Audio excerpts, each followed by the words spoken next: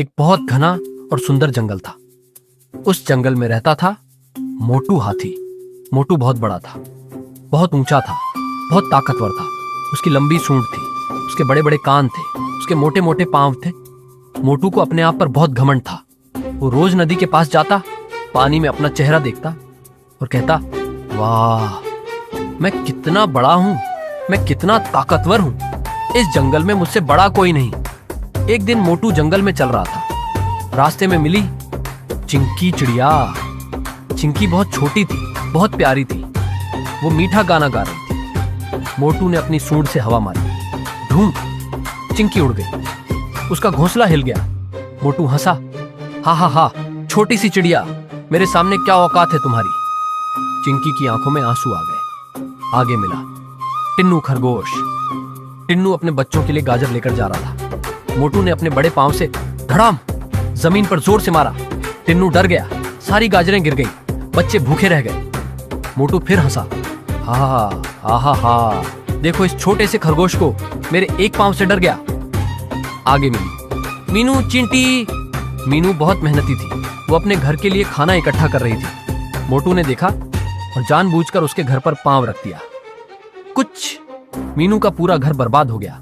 मोटू बोला, अरे ये तो दिखी ही नहीं मुझे, इतनी छोटी है, और चला गया। जंगल के सारे जानवर दुखी थे, पर मोटू को कोई फर्क नहीं पड़ता था।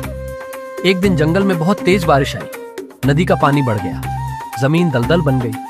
मोटू नदी के पास घूम रहा था, तभी उसका एक पांव दलदल में धंस गया।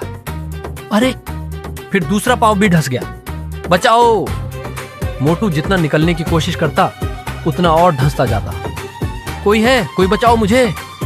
पर जंगल में कोई नहीं आया। सब जानते थे मोटू ने सबको दुख दिया था। मोटू को याद आया चिंकी की आंखों के आंसू, टिन्नू के बच्चों की भूख, मीनू का टूटा हुआ घर। मोटू की आंखें भर आईं। तभी एक छोटी सी आवाज आई, हम मदद करेंगे।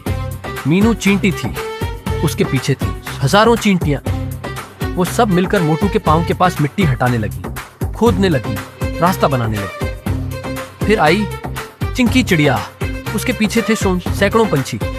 सब मिलकर चिल्लाए, मोटू दाईं तरफ मुड़ो, एक कदम आगे, अब खींचो। और आया टिन्नू खरगोश।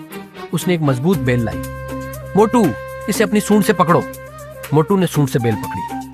सब जानवरों ने मिलकर खींचा। 1, 2, 3, धप धप। मोटू दलदल से बाहर आ गया। मोटू जमीन पर बैठ गया। उसकी सांसें तेज थीं, उसकी आंखें गीली थीं। उसने देखा मीनू चींटी, जिसका घर उसने तोड़ा था, चिंकी चिड़िया, जिसे उसने उड़ाया था, टिन्नू खरगोश, जिसके बच्चों को डराया था। सब उसकी मदद करने आए थे। मोटू की आंखों से आंसू गिरे।